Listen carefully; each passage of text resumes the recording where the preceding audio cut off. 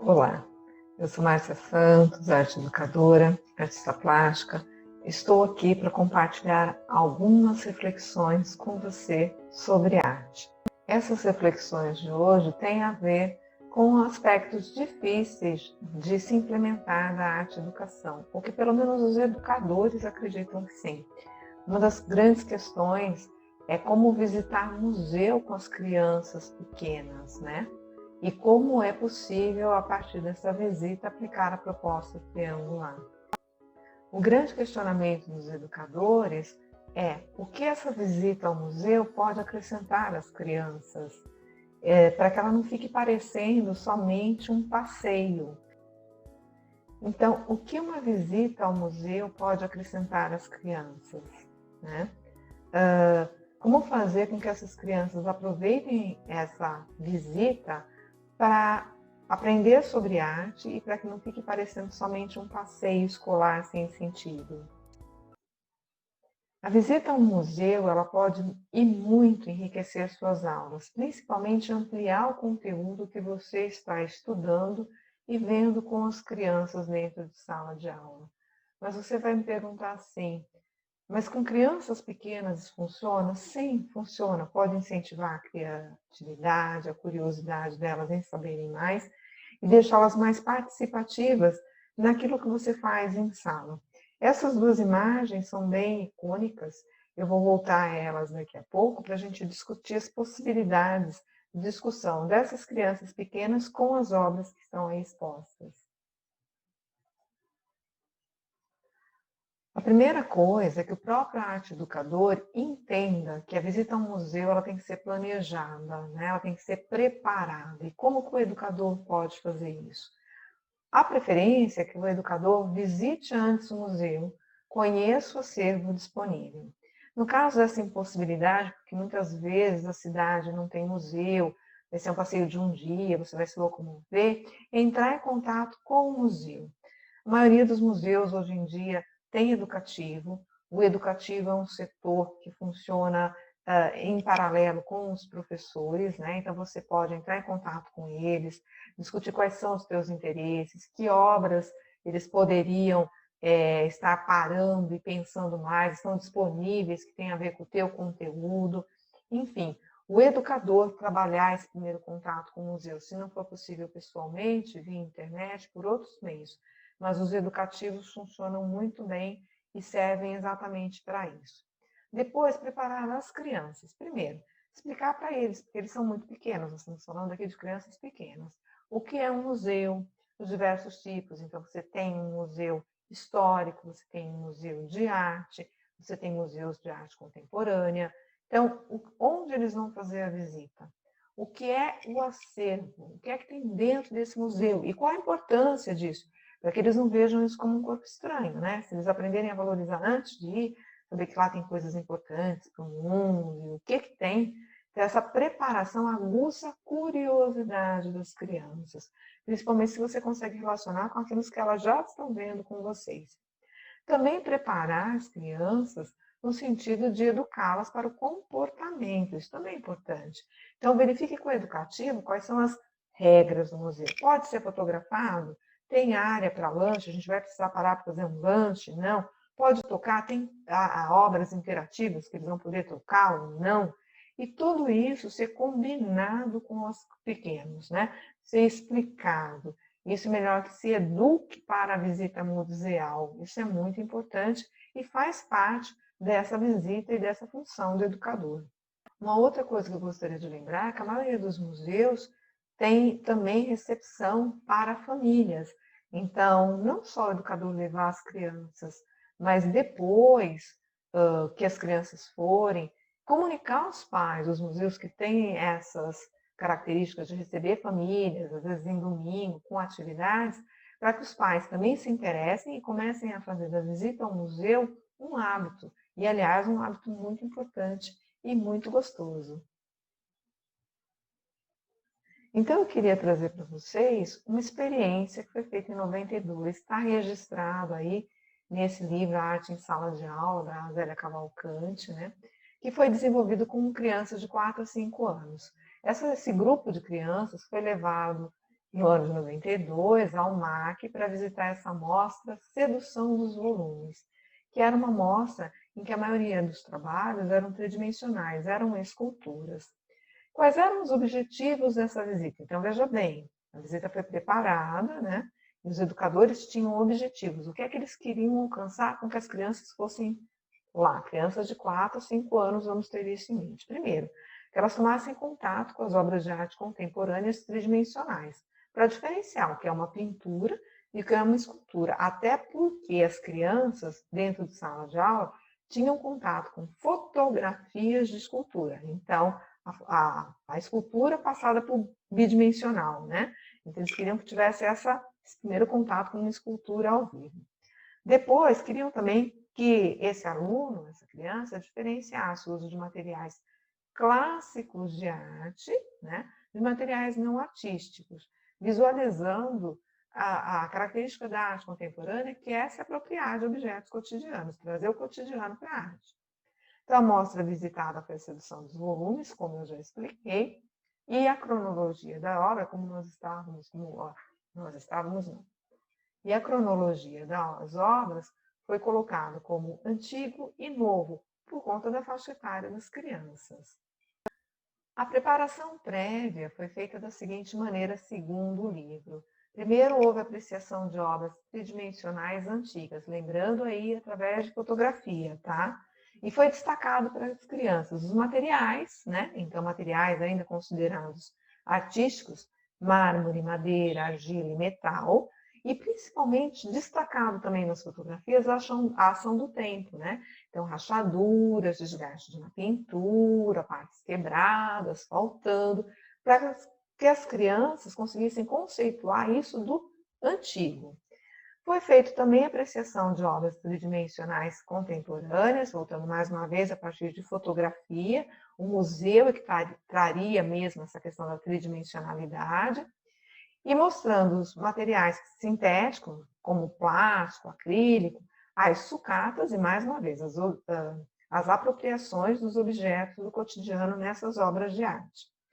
Como prática, foi feita uma produção de uma escultura, depois da apreciação das esculturas de Picasso, foi criada essa escultura tridimensional com as crianças. O livro não especifica se eles usaram algum material do cotidiano ou não, mas seria aí uma sugestão bem interessante, fazer uma escultura já se apropriando de materiais do cotidiano. Aí o livro também fala que a obra que mais encantou a criança teria sido essa do José Rezende, que tem como nome Bibelô, né? Então, na realidade, você tem uma estrutura de madeira e uma espécie de um aquário aí construído com acrílico, onde tem terra. Então, a ideia é você trabalhar o material natural do material artificial. E que as crianças ficaram encantadas, que compararam a obra aí, parece que é um minhocário, o que seria até uma ideia bem interessante mesmo, se colocar minhoca em uma escultura. Na visita, então, foram observados e ressaltados para os estudantes que, primeiro, as esculturas são obras que podem ser trabalhadas e visualizadas de todos os lados, né? Então, essa questão da tridimensionalidade, que até em sala de aula eles não tinham. Segundo, se destacou que é uma assemblagem, ou seja, é algo que é tridimensional, mas ainda mantém uma certa forma plana. Então, foi colocado para os estudantes, isso é uma pintura ou é uma escultura? E é muito legal que seja colocado nessas provocações, né? Porque melhor do que você dar a resposta, você deixar que eles mesmos cheguem à conclusão deles. E, por fim, foi também mostrado instalações, que é a questão do espaço. O indivíduo, né, o observador entra e ele passa a fazer parte da obra, quer dizer, o espaço é a obra. Então, conceituando assim a instalação. Retomando aqui, então, essa primeira obra, essa primeira fotografia, que é do Fred Alzati, que é uma escultura em tijolo, e esse tijolo fez uma esfera, né? Como é que a gente poderia se encontrar com uma obra dessa, com crianças pequenas no museu, trabalhar a abordagem triangular? Bom, você pode trazer artistas que também trabalhem formas circulares, né, bidimensionais, ou tridimensionais, só que você mostraria o quê? Nas fotos. Então, a gente volta ao conceito de estar mostrando uma obra tridimensional com suporte bidimensional. Então, eu acho que, nesse primeiro momento, eu sugeriria isso. Traz Kandinsky, vamos ver as esferas, vamos ver o bidimensional. E a gente passa para o tridimensional através de outras situações que a gente vai colocar. Uma dessas situações seriam os próprios objetos reais. Então, você pode, inclusive, pedir uma pesquisa para casa. Objetos redondos, bolas, quantos tipos, quantos tamanhos, graus de dureza. Então, só partindo aí das esferas, das bolinhas para as crianças de 4 ou 5 anos, né, para crianças pequenas, você tem uma variedade de materiais que eles podem trazer para a sala, fazer vivências, e você conceitualizar tudo isso, as cores. Bola de gás é transparente, se eu colocar alguma coisa dentro e encher, eu consigo ver dentro, as outras eu não consigo. A bola de gude, sim, ela tem reflexo. Então, todas essas questões podem ser vivenciadas e contextualizadas com as crianças. E sempre fazendo referência à obra que elas viram no museu, que não tinha transparência, que era dura, que era grande, enfim, por aí vai. Uma boa sugestão de atividade são as pinturas com bolha. Lembrando que as bolinhas de sabão, elas podem ser feitas pinturas de duas maneiras. Uma da que está aí nessas fotos, você prepara a água, o sabão e o pigmento, e a criança usa, né, soprando e em direção a um papel. E a outra seria enchendo com essa água, detergente e tinta, uma grande bacia, e com o canudinho soprando lá dentro, né? Então vai fazer um monte de bolha, e aí você vem com o papel e encosta. Isso é uma outra vertente dessa pintura. Enfim, a pintura com bolha seria uma excelente prática aí de fazer o tridimensional, de trabalhar a questão da efemeridade, porque a bolha estoura, a bolha não dura. Então você pode trazer outras questões contemporâneas para esse tipo de prática. Voltando à segunda imagem, e a gente tem aqui nesse período de pandemia, muita questão da releitura de obras de arte, uma prática que os docentes encontraram aí de saída a esse distanciamento, né? A gente tem que destacar a relação museu, família e escola, né? Em vários sentidos. Então, essa foto é muito representativa, porque o menino tenta imitar, se colocar no lugar desse personagem, e você pode fazer toda uma contextualização com a criança. O que esse personagem estaria pensando? Ele está preocupado? Ele está feliz? Essa posição dele, ele é uma pessoa tímida, ele é uma pessoa comunicativa, enfim, dependendo da idade, você pode fazer toda uma leitura visual da obra com as crianças, para que elas, então, façam a interpretação dela, dessa escultura. Aqui um outro exemplo, pegando um trabalho clássico, como a Mona Lisa, né? Então, ela pode reler ela com brinquedos, é possível fazer essa colocação aqui, essa releitura regional que a gente tem aqui, ou até com a situação global atual, né? Então, dependendo da proposta, você pode direcionar para diversas maneiras o mesmo trabalho, ou sugerir que eles pesquisem cada um o seu trabalho e tragam a problematização do que você está querendo, como no caso aqui do coronavírus, da nossa atualidade. Ainda falando em coronavírus, tem essas duas releituras que eu achei muito pertinentes ao tema, né? Essa primeira, obviamente, que ela foi feita em relação a isso, né? Então, o homem está pensando ao céu aberto, nós estamos pensando trancados em casa. Aqui uma questão mais do desespero, né? Do grito do Munch, que o menino retratou. Aqui nós temos outras possibilidades, então releituras utilizando alimentos, utilizando objetos. Aqui, obviamente, que é alguma coisa mais longe de ser feita em casa, mas a questão do uso de tecidos e de coisas que a gente tem.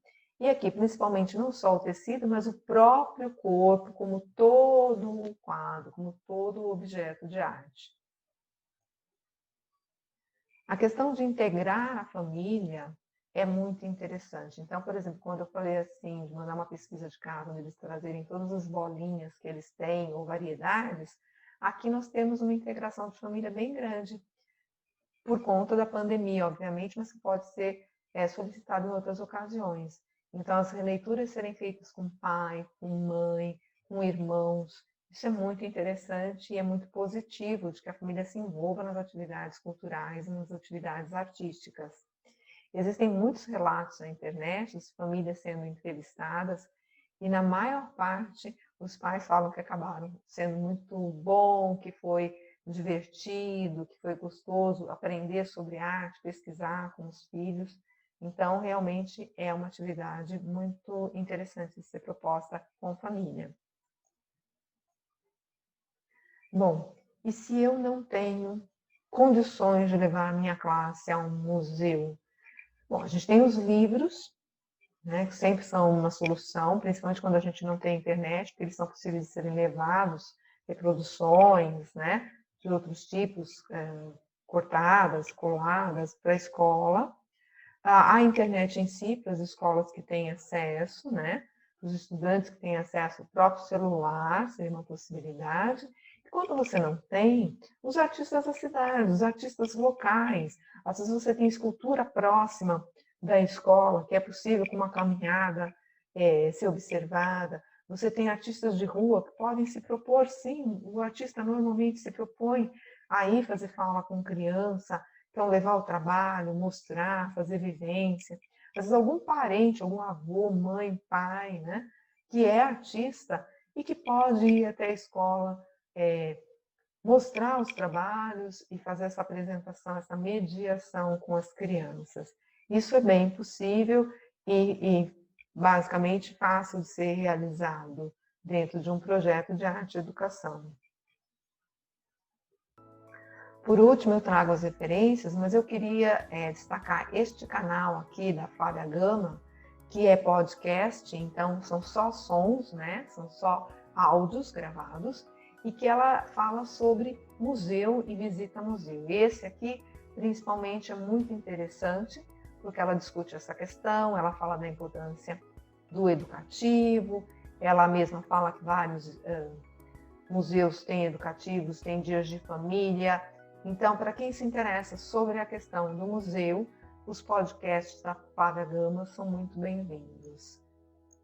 E por último, aqui o link das imagens. Então, eu espero que, se você ainda tem alguma dúvida sobre se é importante ou não, se é possível ou não se levar crianças pequenas ao museu, eu espero ter contribuído de alguma forma a partir dessa apresentação com você. E desejo que você comece, se você é um arte educador, comece a levar seus alunos, e se você é um pai, comece a frequentar museus com seus filhos, vocês vão descobrir que é muito divertido. Até a próxima!